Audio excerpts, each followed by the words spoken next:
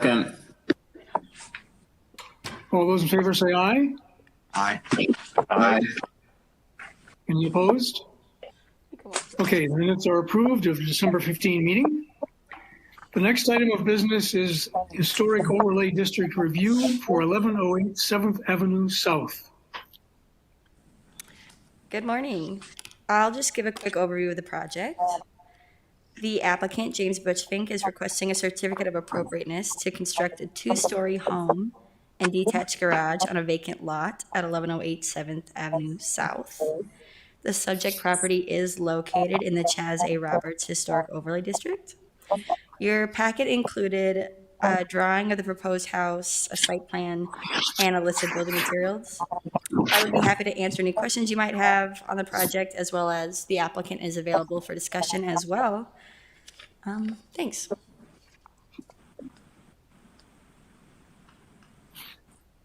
Any questions, comments from the commission? I have a question for Mr. Bufink. Yes. Hang on one second here. I'm just looking for my notes. Yeah, and if you wouldn't mind, I don't know who are you, or identify yourself? Okay, thank you, Jay. Commissioner, were you aware when you acquired this land in January of 2021 that there was a historic overlay requirement?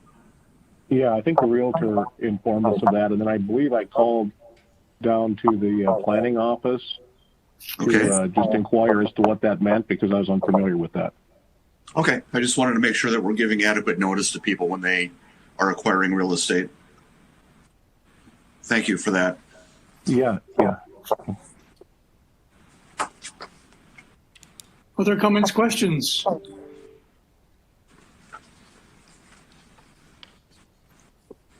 If none from the other commissioners, I have a question. So we have the ordinance has a couple of provisions that tend to work against each other, and one of which is that requires a minimum roof pitch of 6/12, and another provision says the roof shape of the principal building must be visually compatible with structures to which it is visually related. And as I look at the surrounding homes, except for the box kitty corner across the street, the new apartment, all of the houses have a roof pitch of 12/12, or maybe perhaps 10/12. They're much steeper roof pitches than your proposed house. And the roof pitch of a house is one of the primary characteristics of architectural style and actually compatibility with surrounding structure. So I'm wondering if you would consider making a somewhat larger investment in this house and increasing the roof pitch to match that of the surrounding historic houses. Yeah, so was that Paul that was speaking? Oh, yes, this is Paul. I'm sorry, yes. Yeah, okay, Paul. Yeah, so this is Jim. So it's my son and I. We are at Portland Homes, and obviously there's a small builder in town. We worked this plan primarily off of the guidance in that document. To your question, it raises a curious question in my mind. I actually grew up a block from this house, going way back to the 70s. I do know there's a real mix of houses in this neighborhood, so I do agree that some of them have a pretty peaked roof, but I don't think they all do, frankly. In terms of this, I think there's a couple things we were considering. One is, obviously, we're trying to control the cost as much as possible because this is somewhat of a transitional neighborhood, some very nice houses and some that could use some updating. So we don't want to price ourselves out of the neighborhood. As it is, I think looking at about a $300,000 retail price, which I think is kind of pushing the envelope a little bit on this neighborhood. So we could go with a steeper pitch, but then the other question I would have, and this probably goes to the permitting department, I think there's like a maximum height of like 25 feet or something in this neighborhood. So if we go with a two-story with a pretty steep roof, obviously we're going to exceed that. And then given the small footprint of this lot, I think this lot is already under the normally acceptable square footage for a single-family home with this type of zoning. And we don't have a lot of square footage to work with. So I think a story and a half type design, which might allow for a bedroom or two on the main, and then a more steep roof in which to put a couple bedrooms on the upstairs and still standard 25 feet. I don't think that's really an option on this lot. So my perspective is, and given those various constraints, some that work against each other, I thought this was a pretty darn nice plan for this neighborhood.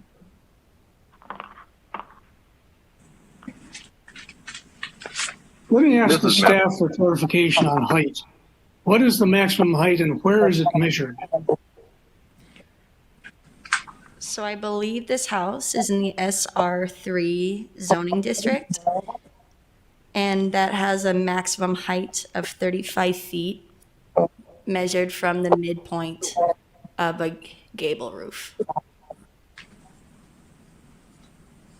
Okay, so it's 35, not 25. This is Jim, by the way.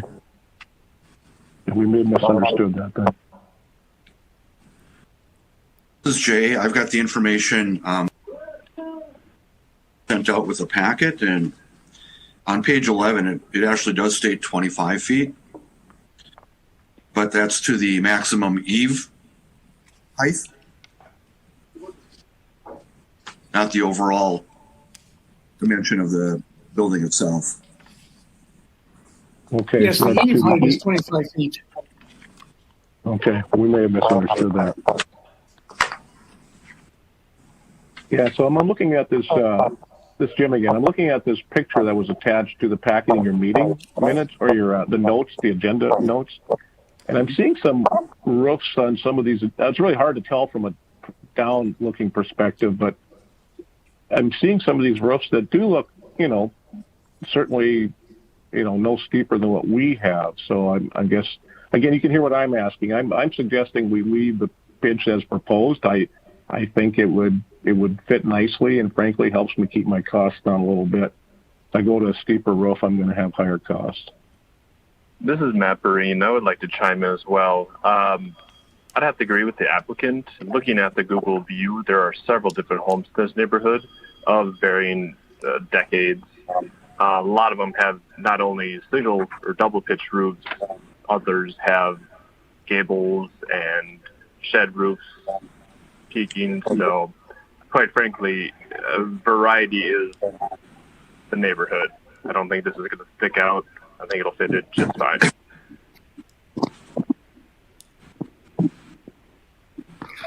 My concern is the 6/12 roof makes it look just squat, frankly. And the adjacent houses that are of a similar style and historic character all have roofs that are much steeper. And since a pitched roof, the pitch of the roof is such a primary characteristic of houses, I think the value you would see in this house would be substantially enhanced by making it more historically compatible with the surrounding houses in the neighborhood. So that's my position. So, Paul, this is Jim here. If I could just ask for clarification. So, what would you suggest? I mean, it's I'm looking at this house, the drawing, the renderings we provided. I think it looks pretty nice. But if we went with a steeper pitch, I mean, what would you suggest? Well, ideally, a 10/12, I think, would be compatible with the historic houses in the neighborhood. Okay. Yeah, again, frankly, I mean, just, selfishly advocating for our position, I would resist that unless I'm compelled to do it. But I understand what you're saying. I don't disagree, frankly. I guess I'm looking at it from a cost perspective because we're doing a lot of nice things to this little house, and I hope we can recover. My biggest concern right now, especially in light of some of the market constraints such as building material prices and so on, my biggest concern is I don't want to stick more money into this house than what the neighborhood is going to support. And so that's why I'm kind of, I'm asking for some consideration in that regard. Even if this might historic or architecturally not be as ideal as it could be, I do think it is a nice compromise of various constraints. And I guess that's my position, but I'm here for the guidance of this committee, obviously. A question for the applicant. Is your finished floor similar to the adjacent properties, or are you building to a higher finished grid level? You're asking for the finish of the house? The finished floor height, so the height above the flood stage. Yeah, I guess I'm not sure on that yet. I've been. I think we do have some guidance that it fits with the. It's in a flood control area. We do have to be. I think the criteria call for being 4 feet above. The lot right now is ice. It's just an empty lot. It looks like the grade is similar to the adjacent properties, but frankly, I've not spent much time looking at where my floor height would be relative to the neighboring houses. Our goal obviously would be to meet whatever permitting requirements there are for getting the foundation at the appropriate level. The reason I ask is I'm assuming that you'll actually be higher than the adjacent properties, and as such, your building is going to naturally be taller than the adjacent properties, even if you built the same building as the adjacent properties. And if doing so, you add a steeper pitch roof, your home is going to be much taller and arguably out of place in the neighborhood. So again, I'm in favor of not requiring a steeper pitched roof for that reason.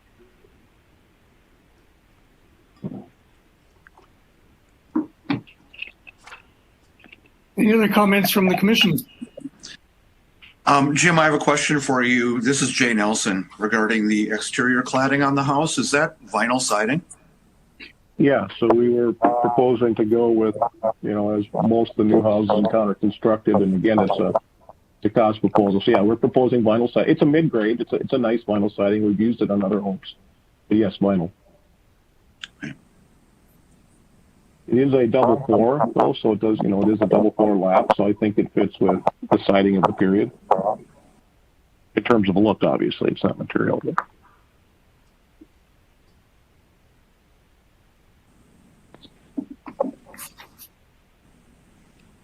If there's no further discussion, we'll hear a motion.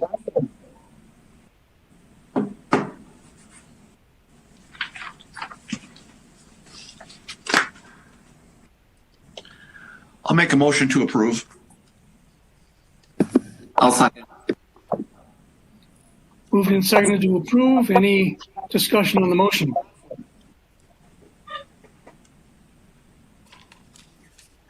I would only say this is Paul again. I appreciate the cost factor that the applicant is presenting.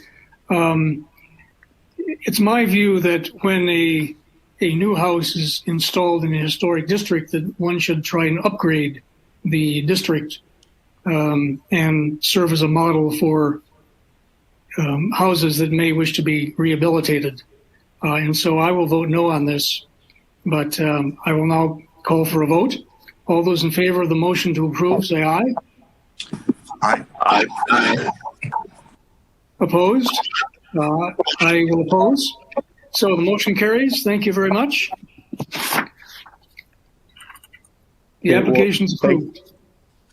All right, thank you. And then my naivety here, I'll ask a question. So do I get a letter or something, or what do we need to do to move forward with the permitting process? Hi, Jim. This is Maggie in the planning office. I will reach out to you after this meeting with your certificate, and I'll connect you with the inspections office. All right, perfect. Well, thank you. Well, thank you for this opportunity, and we're looking forward to putting this house out there. Thank you. Okay, thank you. Right, I'll drop off then, unless for some reason I need to stay. No, you may drop off now. All right, thank you, guys. Okay, the next item on the agenda is liaison reports. Christine is not with us. Matt Barine from the Board of Adjustment. The Board of Adjustments has not met. I am on the House Moving Board. It has not met. Heather is not with us for Housing Rehab. Jay, the Renaissance Zone Authority. Has not met in 2021. Next meeting is scheduled for March 24th next week. Okay. Is there any other business?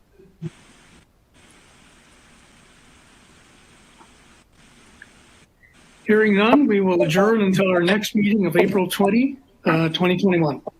Thank you. Thank you.